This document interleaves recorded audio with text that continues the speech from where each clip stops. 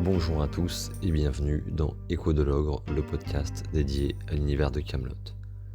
Dans cet épisode, on va parler de Kaamelott premier volet de manière un petit peu plus détaillée que ce qu'on a fait dans l'épisode d'avant. Ça va pas simplement être un résumé, l'objectif ça va être de parler un peu plus en profondeur des personnages, de l'histoire, de qu'est-ce que le film apporte à l'univers, quel aussi mystère il soulève et à quoi est-ce qu'on peut s'attendre pour la suite des événements. Je vais probablement oublier des choses, c'est assez difficile de faire tout le tour entier du film et de tout parler, donc j'ai sélectionné pour moi des points importants. Je vais faire ça par personnage et par élément. J'espère que ce sera le plus complet possible et que j'oublie pas de choses importantes. Et sur ce, bien c'est parti. On va démarrer tout de suite avec évidemment Arthur Pendragon. Alors, Arthur, tout d'abord, il se passe 10 ans entre le moment où on le retrouve au début du film et la fin du livre 6. Il faut rappeler qu'à la fin du livre 6, Arthur, il est en miettes. Il a tenté de se suicider à la fin du livre 5. On revoit une grosse partie de sa vie au cours du livre 6, enfin une grosse partie, en tout cas sa vie à Rome en tant que soldat de la milice urbaine et ensuite en tant que légionnaire, centurion, etc. Donc Vennec le sauve pour en fait simplement le sauver de Lancelot qui veut le tuer. Mais avant ça, eh bien Arthur donne le pouvoir à Lancelot. Ce qui fait que lui s'est enfui avec Vennec et la série se termine avec Arthur dans la Villa Aconia à Rome, où on a un petit message qui nous dit que Arthur reviendra en héros. On ne le retrouve pas vraiment en héros, puisqu'on le retrouve en tant qu'esclave.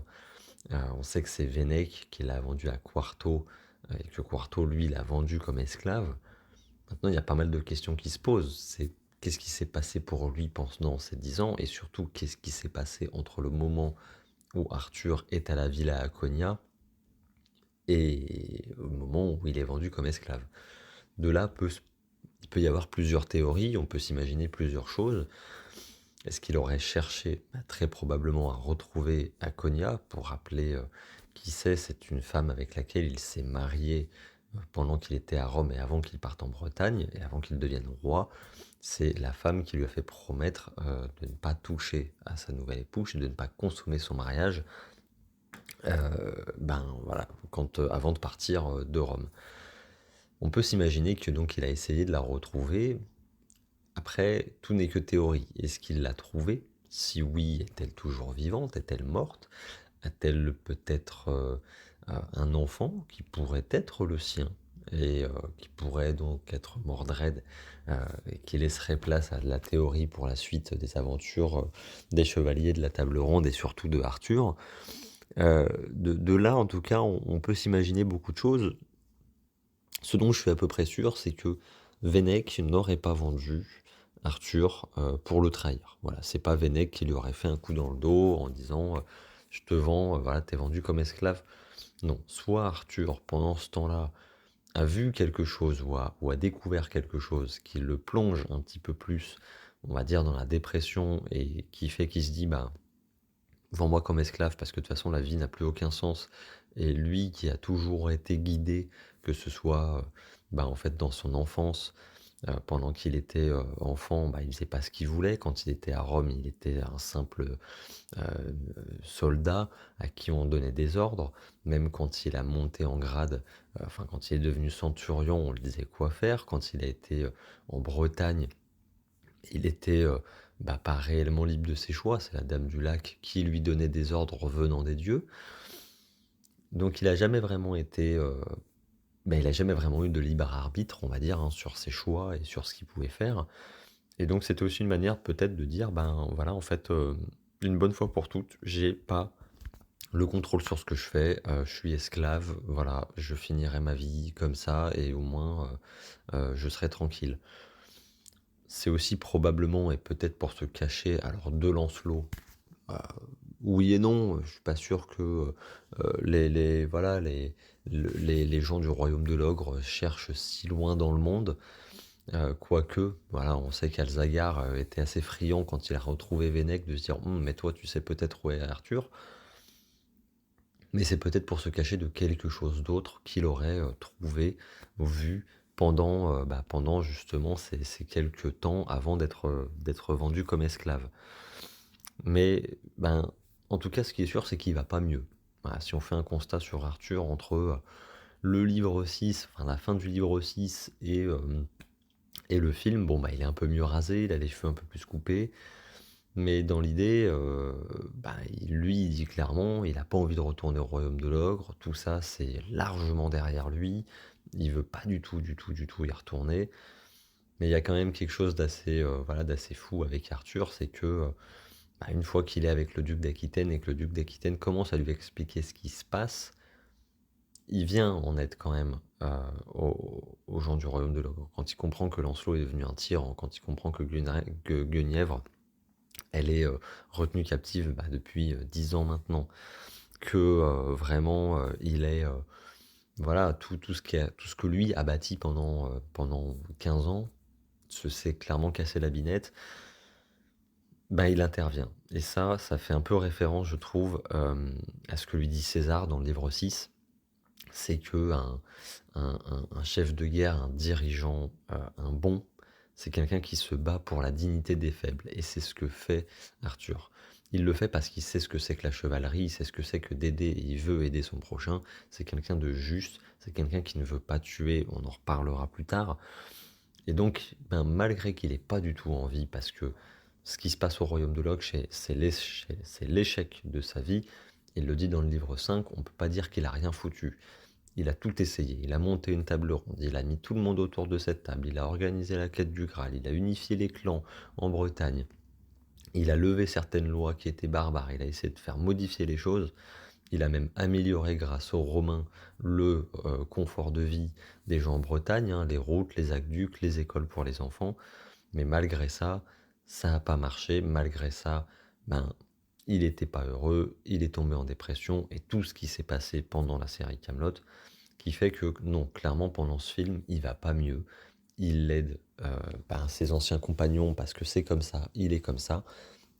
Mais on le voit bien à la fin du film, il se couche sur la table au plein milieu de la pièce quand il est dans Kaamelott, attendant que son château, ce qu'il a fait construire, lui tombe dessus. Ensuite, on a quand même pas mal d'autres choses à dire sur lui. C'est que il récupère quand même Kaamelott. Il récupère quand même Excalibur. Donc il est encore digne aux yeux des dieux d'être le chef du pays, le roi du royaume de l'ogre. L'épée répond qu'à moitié, puisqu'elle flamboie, mais en effet, elle se coupe la première fois qu'il récupère l'épée. Mais ça fait aussi un petit peu penser à ce que lui dit César, là encore dans le livre 6, c'est qu'il lui dit que César, lui, il lui a fallu 10, 15, 20 ans avant de savoir quel dirigeant il voulait être et à être bon. Et qu'il y en a, il aura fallu toute une vie, et il y en a qui n'auront jamais réussi. Et on peut se dire que Arthur, à ce moment-là, à la fin du film, en tout cas, ou alors ça viendra peut-être dans la suite des événements, il saura quel dirigeant il veut être. Parce il a essayé de faire les choses comme il les avait appris, sous les conseils de César, sous les conseils de la Dame du Lac, il a fait des choses par lui-même, mais il a fait aussi les choses pour plaire, parce qu'il fallait pas non plus trop déranger les lois du royaume de l'ogre, parce qu'il fallait pas trop... Et donc peut-être qu'il n'était pas véritablement lui-même, et que dans la suite des événements, il le sera plus. Et c'est ce qu'on lui souhaite, d'être un peu plus heureux, même si apparemment, au début du prochain film, il ne sera pas dans son meilleur état, mais pour l'instant, on n'en sait pas plus. Enfin bon, il récupère quand même Excalibur, donc il est quand même encore digne d'être l'élu des dieux. Et plus que ça, c'est que à la fin du film, lors de son combat contre Lancelot, l'épée Excalibur va complètement se transformer, elle va changer de couleur, la lame va devenir bleue, faire un peu des éclairs, des effets de vent, ça va devenir une arme de vengeance. Là où avant, c'était vraiment juste une arme c'était un symbole. Elle flamboyait en bleu, oui, mais c'était pas non plus une arme de puissance. On avait bien compris qu'en un seul coup, elle tuait quelqu'un Et c'était très fort, mais c'était un symbole pour montrer qui est le roi, pour montrer qui est l'homme à suivre et pour diriger la quête du Graal. Mais à la fin du film, lors de son combat contre Lancelot, ça devient vraiment une arme de vengeance. Pour rappeler un peu les choses, Lancelot, il a quand même vendu, même pas donné, une partie du royaume de l'ogre aux Saxons. Les dieux, ils sont complètement offensés, c'est un peu la goutte de trop, et donc ils décident de faire de Arthur et de Excalibur leur arme de vengeance pour venger l'affront qui a été fait. Et même les affronts, hein, puisque Lancelot a quand même brûlé la table ronde à la fin du livre 6, etc. Donc ça, c'est vraiment, pour ce qui est pour Arthur, on pourrait dire plein de choses aussi, c'est que à propos de ces flashbacks, alors qu'ils sont qui ont des retours très mitigés hein, dans le film, c'est un retour qui vient souvent, comme on l'a dit dans l'épisode d'avant, beaucoup de gens n'aiment pas les flashbacks, ils cassent un petit peu le rythme du film, c'est vrai, mais je trouve qu'ils nous en apportent beaucoup sur Arthur, simplement parce que ça nous montre, encore une fois, que sa vie, elle n'est pas heureuse, elle n'est pas joyeuse à Arthur. La première femme qu'il a probablement aimée, qui est Sheda, se fait battre parce que elle est aussi amoureuse de lui, parce que voilà. Et on comprend que il s'est fait vengeance, il a tué à l'âge d'à peu près 15 ans. Donc si on refait un peu le point sur sa vie, il connaît pas son père. Euh, on lui a juste dit que c'était un peu un tyran. Sa mère, ça a toujours été compliqué et c'est pas elle qui s'en occupait quand il était petit, c'est Merlin qui s'en est occupé et qui l'a emmené chercher Excalibur mais qui l'a replanté, qui lui a trouvé un père adoptif. Et la mère ensuite a décidé de l'envoyer à Rome. Donc ça, il a déjà pas de repère affectif, ce Arthur. Et la seule femme qu'il aime, qui est Sheda à ce moment-là, quand il a à peu près 15 ans, eh bien, il tombe amoureux d'elle, mais elle se fait battre. Donc ça peut créer un truc de tout ce que je touche se brise. Tout ce qu'il peut aimer se brise et ça explique pourquoi il est comme ça au niveau sentiment, relation. Arthur, il est pas très bon en ce qui concerne les relations, on va dire, homme-femme. On le voit avec Akonia quand il la demande en mariage, c'est pas une demande d'amour. Il arrive dans la pièce et dit, bah voilà, c'est une demande en mariage, quoi, hein. Concrètement, voilà, je pense à vous tous les jours. Mais c'est pas une déclaration d'amour. On sent qu'il est très pudique avec ça, il fait très attention parce que peut-être qu'il a peur de se faire mal ou de faire mal aux autres, mais en tout cas ça nous en apprend beaucoup dans les films sur lui et évidemment on en reparlera du coup d'autres manières, mais la scène de la tour où il vient embrasser Guenièvre est aussi un peu pour lui je trouve un peu la rédemption, c'est qu'il fait quelque chose enfin par amour on va dire, un petit peu véritable. Il escalade la tour comme un chevalier, comme dans les contes. Il approche délicatement de Guenièvre et lui donne un vrai baiser. On n'a pas de scène comme ça du tout de Arthur, jamais. Même avec Akonia dans les livres 6, c'est très bourrin. Je veux dire, ils font l'amour sur le bureau de Salestius. Enfin voilà, c'est pas très glam. Donc là, il a une scène un peu romantique. Et donc, ça lui apporte beaucoup. Et ces flashbacks nous montrent justement qu'il apprend du passé et que il veut pas reproduire les erreurs du passé et qu'il veut quand même changer. Donc il est quand même globalement sur la bonne voie, même si c'est pas encore totalement ça. J'espère que ça s'arrangera dans les prochains films. Il y a pas mal de théories. Est-ce que dans les prochains films il mourra ou pas? Aujourd'hui, je sais pas trop. Voilà, si je ferai des épisodes un peu de théorie, mais c'est pas le personnage que j'imagine mourir, en tout cas, pour le moment. En tout cas, on verra. Voilà un peu pour Arthur. J'ai oublié certainement beaucoup de choses, notamment le fait que c'est un très bon chef de guerre. Hein. Il apprend aux Burgondes à aller faire la guerre, à utiliser des catapultes, alors que personne d'autre, comme Léodagan et sûrement d'autres personnes ont essayé de le faire. Lui, il y arrive. Que malgré tout, voilà, ça reste le roi Arthur qu'on connaît. Mais je suis obligé quand même de faire bref. Je ferai probablement des épisodes détaillés de toute façon par personnage. Mais dans l'idée, voilà un petit peu pour Arthur, en résumé. Ensuite, on va parler de Lancelot.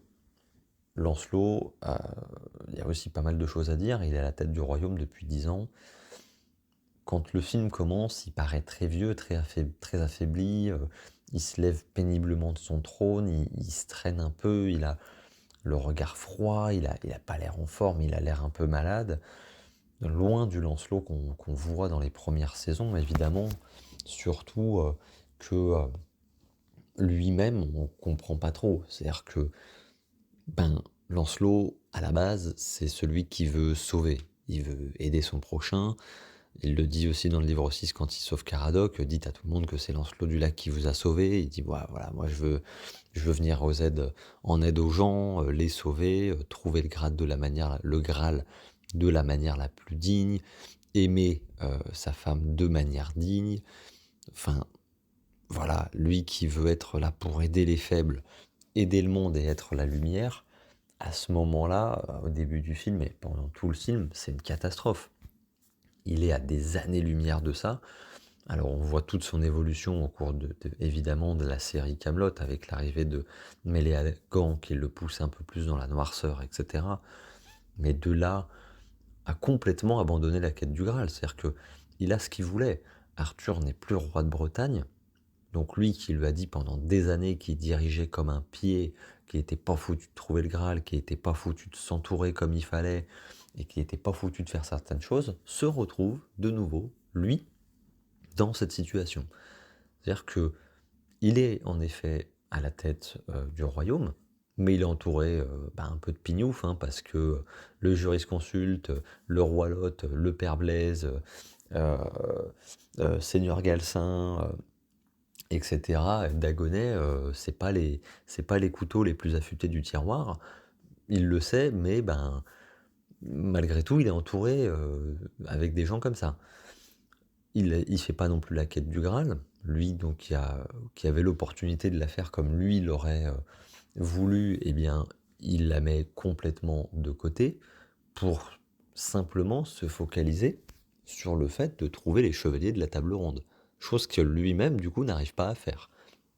Il fait appel aux Saxons, il ruine complètement le pays, il n'y a plus un radis dans la boutique, mais ça, il n'arrive pas à le faire, donc il se retrouve dans la situation dans laquelle était Arthur avant, c'est-à-dire de se dire, il y a quelque chose à faire. Alors trouver le Graal, c'est probablement un peu plus compliqué que de trouver les chevaliers de la table ronde dans le royaume de l'ogre, mais il n'arrive pas à le faire, donc il se retrouve justement dans le même cas que de Arthur, tu t'es fixé un peu un objectif, tu n'y arrives pas, et donc il est sombre, il est dans une tenue qui fait penser à un serpent.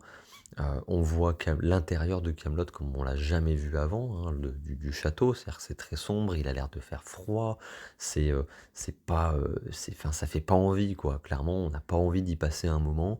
Même les personnes qui l'entourent sont habillées de manière très sombre. On comprend qu'il partage le lit avec Dame Évanouie. Mais qu'il est toujours amoureux de Guenièvre, puisqu'il l'enferme depuis des années et des années. Donc, lui, voilà, il a évolué, mais pas dans spécialement le bon sens. On aurait pu s'imaginer qu'il aurait entrepris 1000 choses, mais non. Finalement, il est loin de ses aspirations, ses inspirations, de tout ce qu'il voulait faire et tout ce qu'il disait dans les films, dans la série. Ça bougera probablement plus dans la suite. Alors après, pareil, qu'est-ce qu'il a fait pendant ces 10 ans? Est-ce qu'en secret, il a un peu continué la quête du Graal? Ça m'étonnerait.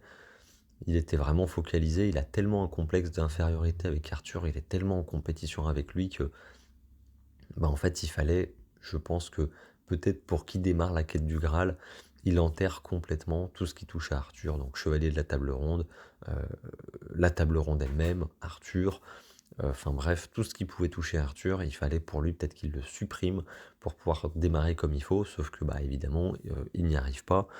Lui qui dit d'ailleurs qu'il est si bon au combat et qui pourrait tuer n'importe qui, perd assez facilement contre Arthur. Alors on va dire que Arthur est un peu aidé parce qu'il a Excalibur en version sabre laser. Oui et non, on voit qu'il est quand même, assez affaibli, hein, dans sa manière de combattre et encore une fois il marche un peu péniblement. Donc pour lui, bah, dans le film, c'est un peu ça. Il enferme, quand même Guenièvre, lui qui voulait son bien au début de la série, bon, à un moment, lui dit quand même qu'il préférait la tuer de ses mains plutôt que de la perdre. L'enferme pendant 10 ans dans une tour où elle ne voit personne à part, bah, sa boniche et et les personnes qui viennent, retapisser la chambre, auquel des gens qui n'ont même pas le droit de lui parler, donc elle ne voit personne. Et elle lui dit que bah, lui, le château, hein, le château du roi Ban, hein, qui est le père de Lancelot, est hanté, et qu'il y a des fantômes. Ah, lui, bon, il le prend un peu mal, il dit oui, ouais, enfin, c'est le château de mon père, etc. Mais on découvrira à la fin du film, en effet, que le fantôme du roi Ban est bel et bien dans le château. Et ça me permet de faire une parenthèse un petit peu sur les fantômes dans Camelot. C'est-à-dire qu'en effet, bah, Guenièvre lui dit, moi je vois un fantôme, ce fantôme-là du roi Ban, on le voit à la fin du film, mais c'est pas la première fois qu'on nous parle bah, de ça, de fantômes. Euh, Comment elle s'appelle? La mère de Arthur a un épisode dédié à ça avec Guenièvre, où ben, elle lui dit Pendragon est dans la pièce, il est là, il nous parle, et à un moment, bah, on a même l'impression que c'est Pendragon qui a pris possession du corps de la mère d'Arthur pour parler. Bohort aussi, lors d'un épisode, réveille Arthur en pleine nuit en lui disant que le fantôme de Pendragon est là. Il était dans les couloirs du château, il s'est assis sur le trône de Arthur. Donc ça nous confirme bel et bien, réellement, les fantômes existent dans cet univers. Les fantômes, surtout pour le moment quand même de deux rois, ben, c'est important, hein, le roi Ban et Pendragon. Quel rôle, si ils en ont un, ben, quel rôle vont-ils avoir dans l'avenir de l'univers de Camelot, on verra, mais en tout cas, c'est pas fait pour rien. Si on se base un peu sur ce que fait Alexandre Astier à la base, il fait jamais rien par hasard. Si là, il a choisi de nous mettre des épisodes où on nous parle du fantôme de Pendragon et que le film se conclut avec le fantôme du roi Ban, c'est pas pour rien. Donc je pense que Lancelot reviendra plus fort, plus énervé que jamais, sûrement, dans les prochains films, ce qui déclenchera, je pense, sans doute, réellement le film.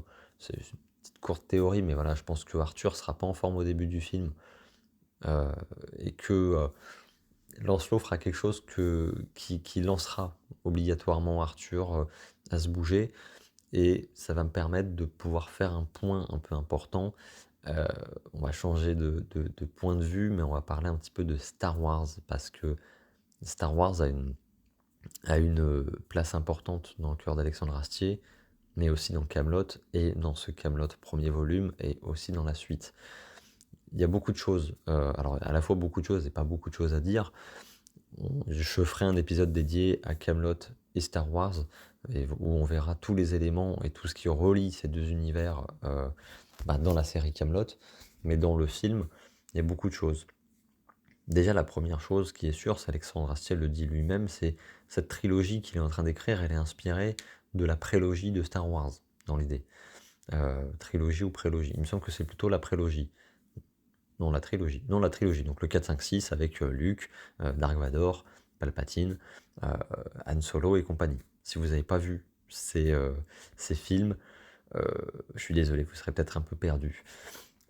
Mais dans l'idée, ça nous fait vachement penser, il y a beaucoup de choses qui vont nous faire penser à ça, notamment dans l'écriture.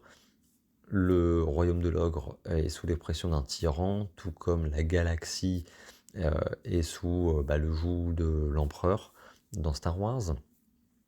Il y a un grand méchant qui est, on pourrait se dire, mêlé à gants dans Camelot, avec un bras droit comme Lancelot, qui serait un peu le Dark Vador du grand méchant dans, dans, dans, dans Star Wars, et qui sera aussi du coup Lancelot, ouais, un peu voilà, le méchant de Camelot, avec une personne au-dessus de lui, pourquoi pas son roi, le roi Ban. Il y a une arme qui ressemble quand même beaucoup à un sabre laser, hein. L'épée Excalibur en bleu, elle fait vachement penser au sabre bleu de Luke, Anakin, Obi-Wan et tout ce qu'on veut, mais les sabres bleus. Euh, le combat dans le noir avec simplement les étincelles des deux épées qui s'entrechoquent, c'est totalement du Star Wars et Alexandre Astier ne s'en cache pas, hein, c'est très très inspiré. Donc pareil sur le fait que un nouvel espoir arrive au royaume de l'ogre, c'est totalement complètement Arthur. Le fait que Arthur soit pas totalement au point, il n'est pas au top de sa forme, mais remporte quand même le combat face à Lancelot et, euh, et arrive quand même à libérer le royaume de l'ogre, ça fait très penser justement à Un Nouvel Espoir, donc qui est le premier film Star Wars, mais dans l'ordre non chronologique, c'est le quatrième film, où à la fin ils détruisent l'étoile noire et où donc la rébellion a gagné. Là encore, euh, Perceval et Caradoc se font nommer la Résistance, tout comme on a la rébellion dans Star Wars. Et donc on a le film qui se conclut de cette manière-là, de manière très positive, en disant c'est bon, on a mis un coup de pied au miche des méchants, on a gagné. Et c'est là où justement on peut faire un peu de théorie, où le cinquième film, qui est le deuxième film de Star Wars, se commence, où les rebelles sont un peu tout contents, on est caché, tout va bien, on leur a pété l'étoile noire, mais en fait l'Empire arrive et leur botte les miches. On peut s'imaginer que ce sera la même chose pour Camelot. Je pense que c'est comme ça que ça va se passer. Le film au début commencera où on verra nos héros, voilà, un petit peu peut-être rebâtir Camelot, refonder une table ronde, euh, etc. D'ailleurs, on parlera de la table ronde après dans l'épisode. Et ils se font quand même et ils se feront botter les miches probablement par soit Lancelot, soit par quelqu'un d'autre qu'on ne connaît pas encore, ou alors des fantômes, ou peu importe, mais en tout cas il se passera quelque chose qui fait qu'ils se feront botter les miches. Donc dans la construction et dans l'histoire, c'est quand même vachement Star Wars, on en retrouve énormément. Alexandre Astier s'en cache pas, que ce soit même dans toute la série, hein, les tenues ressemblent énormément aux tenues des Jedi, etc. Mais on y retrouve vraiment voilà, ce courant avec un nouvel espoir, le méchant, le retour, une arme qui va venir sauver un peu tout le monde, une rébellion, les tyrans, enfin bref, voilà, c'est vraiment, ça fait penser à Star Wars. J'étais un peu obligé d'en parler. C'était un peu brouillon parce que c'est vrai que mélanger les deux univers, c'est pas spécialement facile, mais je ferai vraiment un épisode dédié à ça plus tard. Ensuite, j'espère que tout se passe bien. Déjà, avant de continuer, j'espère que l'épisode est bien jusque-là. Ça fait beaucoup de choses, ça fait beaucoup d'informations. J'essaie de faire les choses correctement. En tout cas, j'espère que ça vous plaît. On va continuer tout de suite avec Guenièvre. Donc Guenièvre, là pour le coup aussi, il y a pas mal de choses à dire parce que elle est enfermée pendant 10 ans dans le château du roi Ban. Qui lui fait peur hein, d'ailleurs un petit peu parce elle dit que le château est hanté. Mais une fois de plus, Guenièvre, elle non plus, elle fait pas ce qu'elle veut. On a toujours vu que en fait Guenièvre, elle avait été mariée pas spécialement par choix à Arthur, mais que c'était un choix qui lui convenait. Elle n'a pas été heureuse pendant sa vie avec Arthur. Quand elle a quitté Arthur à la fin du livre 3 pour se mettre avec Lancelot, finalement c'était pire. Donc elle est retournée avec Arthur, qu'elle a soutenu dans toutes ses démarches jusqu'à le voir tenter de se suicider, où elle lui dit voilà qu'elle est là, voilà, elle est là pour lui, elle est là pour l'aider, mais que il a quand même pas choisi la manière la plus propre de faire les choses, et que surtout il l'a pas épargné. C'est que elle, encore une fois, sa vie n'est que elle souffre des autres et elle fait pas ce qu'elle veut, et elle va enfin avoir quelque chose de beau qui est donc la scène. Déjà, elle se fait libérer par Arthur, mais elle se dit oui, mais il y a quelqu'un qui, voilà, il y a un gars là en bas qui a une quête, il est amoureux de moi, c'est mon bien-aimé, il vient me sauver, il est en train d'escalader la tour. Sauf que l'autre c'est un branle qui dit non, non, mais je me suis peut-être trompé, il n'arrive pas à escalader, il dit non, mais je me suis trompé de quête, il s'arrête là. Donc elle repart avec Arthur et toute son équipe. Qu'elle n'a pas vue depuis 10 ans hein, d'ailleurs, hein, elle a été elle toute seule et surtout elle explique que pendant ces 10 années, elle a gardait très précieusement une couronne de fleurs parce que pour elle, ça lui assurait, elle s'est toujours dit que Arthur était vivant et que ça lui assurerait protection et, euh, et que bah, il serait en vie grâce à ça. Sauf qu'elle l'oublie, cette couronne, dans la tour. Et donc elle dit, bah, il faut que j'y retourne. Arthur l'accompagne, même si au début ça laisse un petit peu penser, ça fait un peu penser aux scènes qu'on voit dans la série. C'est-à-dire qu'elle lui dit, ouais, vous allez dire que ça fait cucul la praline, machin. Et l'autre il dit, mais on va quand même pas marcher pendant 4 heures pour récupérer une satanée couronne ou je ne sais quoi. Et elle lui explique justement bah, que voilà, elle l'a portée, elle l'a gardée très précieusement parce que pour elle c'était un vrai symbole. Là, encore une fois, ça met un petit peu un coup à notre cher Arthur, parce que bah, ça lui montre que Guenièvre l'a toujours aimé. Et ça, c'est une vérité. Si on prend un petit peu le temps d'en parler, même s'il a été ultra vache, il a été horrible avec elle pendant ces 15 années, si on fait le point sur leur relation, c'est une catastrophe. Il ne la touche pas, ne l'aime pas, ne l'embrasse pas, ne lui fait même pas de câlin. Il la dénigre, la tête de gourde. Il couche avec toutes les maîtresses sans jamais lui apporter la moindre affection. Et elle, malgré tout ça, après avoir probablement essuyé son sang après sa tentative de suicide, continue de croire en lui, à vouloir son bien. Elle l'a quand même accompagné, chercher des enfants qui ne seraient pas d'elle, parce qu'elle savait que ben, c'était ce qui lui tenait à cœur à lui. Enfin bref, elle est dévouée à lui et elle l'aime de la manière la plus sincère possible.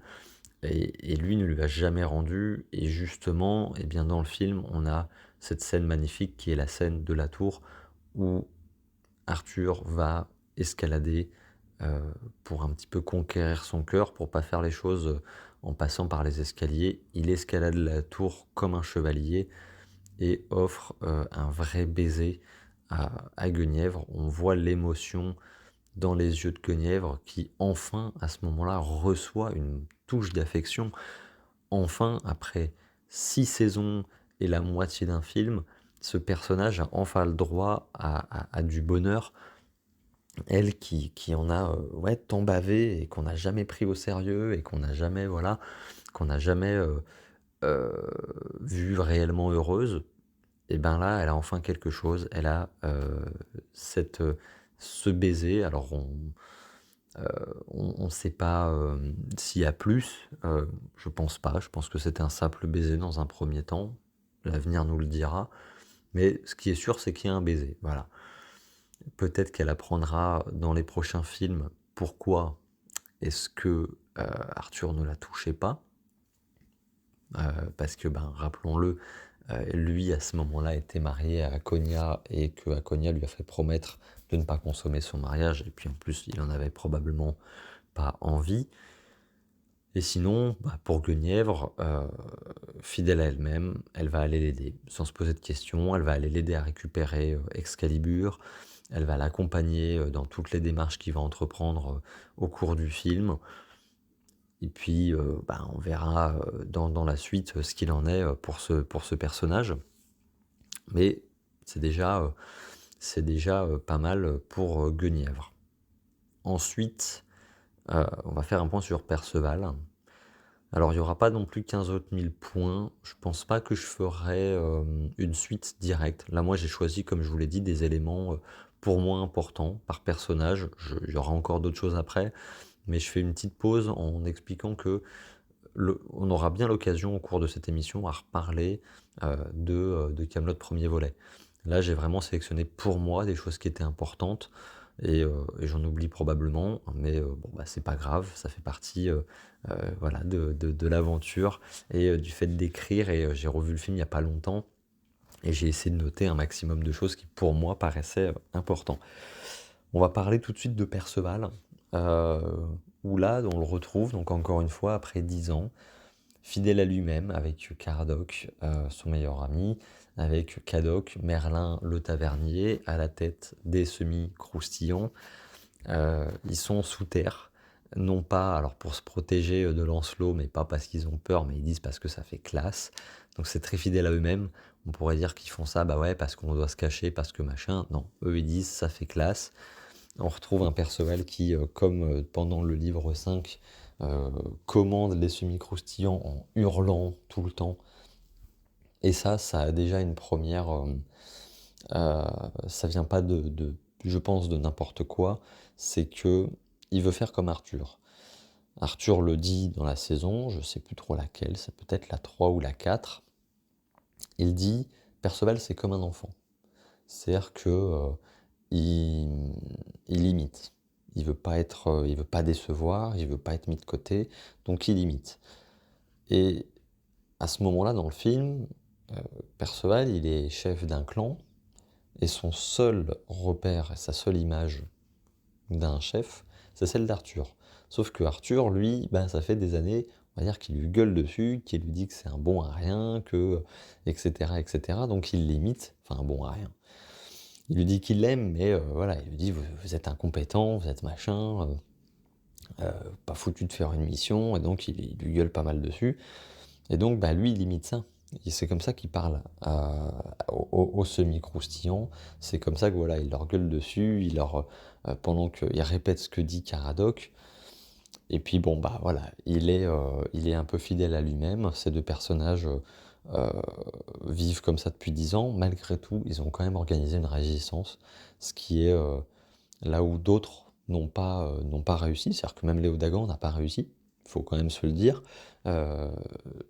Ben, pendant 10 ans, Léo Dagan, il va cultiver des betteraves, des carottes. Ben, pendant ce temps, Caradoc et Perceval, ils seront sous terre avec quand même du beau monde. Alors oui, ils vont creuser, apparemment, voilà, ils vont se prendre des éboulements, ils n'auront pas fait de système d'aération, pas de lumière, etc. Mais mine de rien, pendant 10 ans, ils organisent quand même quelque chose. Ils ont des voies souterraines. Toutes les personnes qui font partie des semi-croustillants sont mine de rien des gens qui sont protégés de Lancelot. Donc ils ont quand même construit quelque chose et c'est quand même pas rien. Lorsque ils retrouvent Arthur, Perceval dit, enfin pour moi ça me met toujours un peu les poils, il récite le psaume 23 de la Bible, qui est là un moment magnifique du film et surtout qui encore une fois montre à quel point il est attaché à Arthur, à quel point il l'aime et à quel point il le suivrait de partout. Voilà, je veux dire, c'est un psaume qui est assez fort, hein, c'est assez lourd de sens. Mais lui, il y a quand même une question qui se pose, c'est que Perceval récite en effet ce psaume, mais il y a une question qui se pose, c'est comment? Comment est-ce qu'il peut le connaître? Il ne sait pas lire. On le sait, alors que Perceval est assez cultivé, on sait qu'il connaît de nom Aristote, qu'il est très bon en maths, qu'il est très bon en astronomie, qu'il est très bon dans plein de domaines, et qu'il n'est pas forcément tout le temps très malin, mais il n'est pas bête. Et donc là, tout de suite, ce truc, moi j'ai eu cette première question, tout de suite qui m'est venue, c'est, mais il sait pas lire. Il n'a pas pu lire le psaume.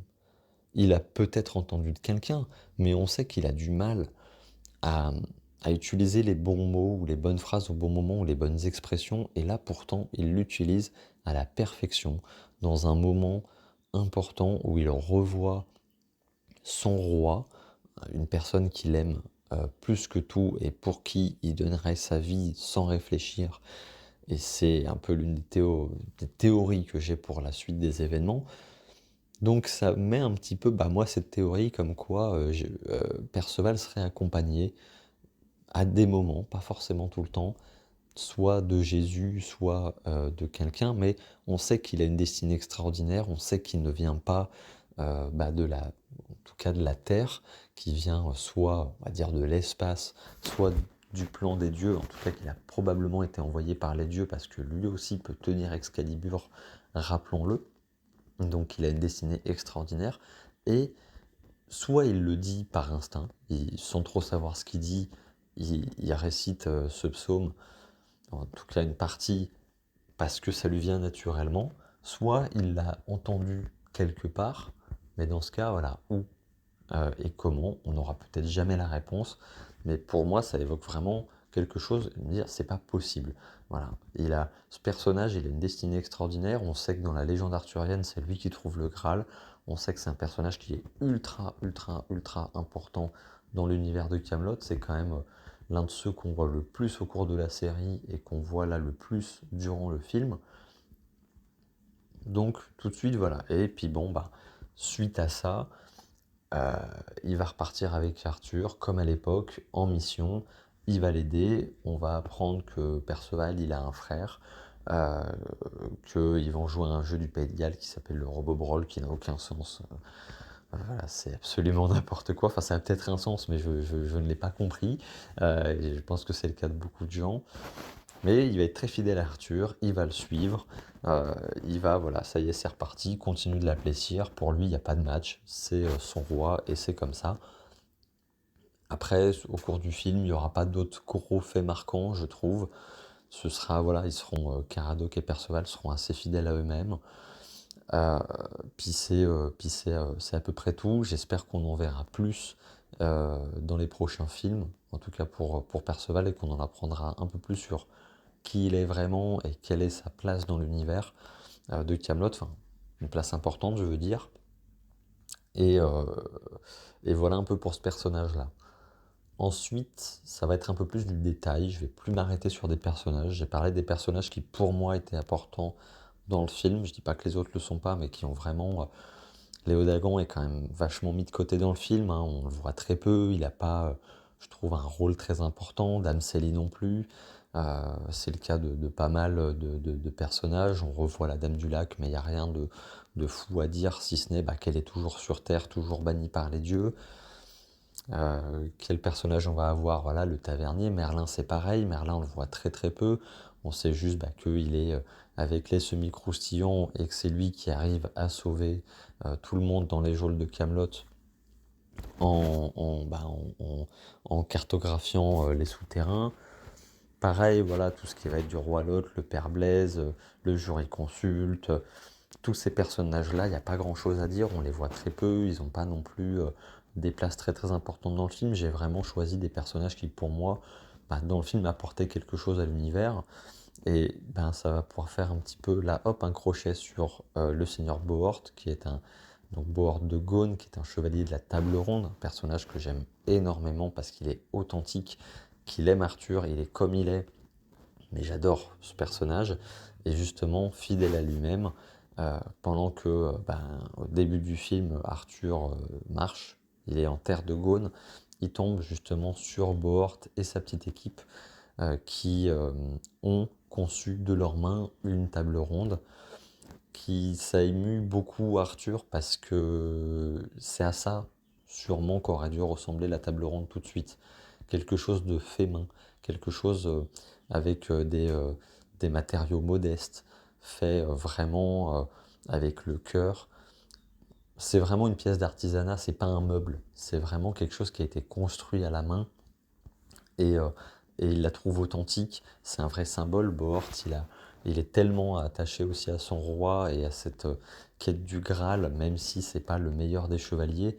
Eh bien, en hommage et en mémoire de ce temps-là, refabrique une table ronde avec ses compagnons qui sont pas du tout des compagnons des chevaliers, des braves, etc. Ce sont des gens qui ont décidé de faire de la résistance, quel que soit leur âge, quel que soit leur milieu, et qui représente cette table ronde. Et je trouve que c'est vachement à l'image de Bohort. Voilà, il est vrai dans ce qu'il fait. Toutes les personnes qui sont autour de cette table, même s'ils connaissent pas vraiment tous les enjeux et qui connaissent pas vraiment la guerre, eh bien ils sont là pour honorer la mémoire de la table ronde. Et j'espère que s'il y a de nouveau une table ronde dans les prochains films, elle ressemblera à ça, même si là elle a été cassée, il me semble, dans le film par les soldats saxons, mais que elle ressemblera dans l'idée à ça, qu'elle sera faite main et que ça remettrait un peu les choses sur les rails. C'est un peu aussi ce qu'on peut se dire sur le film, c'est qu'il remet l'univers sur les rails, c'est-à-dire que la table, il y a plus, à la fin du livre 6, il n'y a plus de table ronde, il n'y a plus réellement de royaume de l'ogre, il n'y a plus de roi, il n'y a plus de chevalier de la table ronde, enfin, tout s'est cassé la binette, et là ça permet de remettre un petit peu chacun correctement à sa place, ça permettra à l'univers de redémarrer, de dire ok on redémarre la quête du Graal, mais cette fois on la démarre correctement, sur de bonnes bases. Pourquoi pas avec des femmes autour de la table ronde, Guenièvre y aurait sa place, très clairement, même si elle, cette quête du Graal la saoule, parce que voilà, c'est comme ça. Mais il pourrait y avoir, pourquoi pas, on voit, hein, autour de la table ronde dans le film, il y a un enfant, mais c'est l'intention et c'est ça qui compte. C'est pas simplement de prendre des chefs de clan qui en ont rien à foutre, c'est de mettre des gens qui veulent être là par envie et par plaisir. En autre fait, on a le fait qu'on voit Camelot pour la première fois euh, dans le film vu d'extérieur. Voilà, on voit l'extérieur de Camelot, on voit un peu plus de choses. Le visuel m'a peut-être un peu pas déçu, mais c'était pas comme ça que je m'imaginais, en tout cas Camelot et ses alentours. La forteresse, elle est belle, j'imagine que c'est comme ça qu'Alexandre Astier l'imaginait et la voulait. On a pas mal de scènes un petit peu comme ça qu'on n'avait jamais vues. On n'avait jamais vu réellement de scènes de bataille avant. On n'avait jamais vu Camelot d'extérieur. On n'avait jamais vu non plus la Carmélide de cette manière-là. Donc le film nous apporte quand même pas mal de choses aussi, permet de rentrer un peu plus en profondeur dans l'univers, mais il soulève quand même énormément de questions. Et encore une fois, c'est un premier film. Si on le compare à Star Wars, le premier Star Wars, c'est la même chose. On voit pas tout l'univers d'un coup, on le voit jamais. On voit que certains personnages, des personnages qui vont être clés pour la suite des aventures, ça pose les bases. Moi, comme je l'ai dit, j'aime beaucoup Camelot premier volet. Je trouve que c'est un bon film qui respecte bien l'univers de Camelot. J'espère vraiment que la suite nous apportera voilà, plus d'éléments. Je pense que le deuxième, ça va pas mal bouger et que euh, moi, je verrais bien. J'en parle là en fin d'émission, mais soit dans la première partie, soit dans la deuxième partie, mais je verrais bien Perceval se sacrifier pour Arthur, parce que déjà au cours de la série, il le dit, si vous êtes en danger, il faut donner sa vie pour vous. Et Arthur lui dit non mais ça va pas, vous faites pas ça quoi, vous vous sacrifiez pas pour moi, non non, vous faites surtout pas ça, ça va pas au coup à la tête. Pour Perceval, c'est clair et net quoi, c'est son roi, s'il faut donner sa vie pour lui, il le ferait. Il est, c'est un personnage qui, on le sait, a une destinée extraordinaire. Et c'est lorsque dans la série Arthur apprend qu'il est mort, ça remet complètement en cause et en question sa manière de gérer, sa manière de chercher le Graal, sa manière de faire les choses. Et la potentielle mort, même si elle ne serait peut-être qu'éphémère, parce que on pourrait se dire que Perceval mourrait à la fin du 2, par exemple, mais qui reviendrait à la vie dans le 3 parce que il serait il viendrait des dieux, etc. Enfin bon, on peut s'imaginer plein de trucs, mais en tout cas en ce qui concerne Perceval, je le verrais bien donner sa vie pour Arthur, ou en tout cas à un moment faire quelque chose d'extraordinaire. Je vais pas m'étendre sur le sujet, sinon ça va durer encore 10 minutes. J'espère que l'épisode vous a plu, j'espère que j'ai pas oublié de faits importants. Il y en a sûrement d'autres, il y a sûrement plein de choses à dire encore sur le film. Comme je l'ai déjà dit 2 fois, j'ai sélectionné des choses qui pour moi avaient voilà, déjà pas mal d'importance. N'hésitez pas en commentaire à me dire pour vous quels sont les faits marquants du film, quelle est voilà un petit peu vos théories aussi sur la suite des événements. Et n'hésitez pas à vous abonner, me suivre sur Instagram. Si vous voulez qu'on parle ensemble de Camelot et vous êtes déjà un ou deux à le faire sur Instagram, sur YouTube, ça me fait très plaisir d'échanger avec vous. Je vous répondrai avec grand plaisir. Sur ce, portez-vous bien, passez une bonne journée. C'était Lucas de Echo de l'Ogre. Ciao.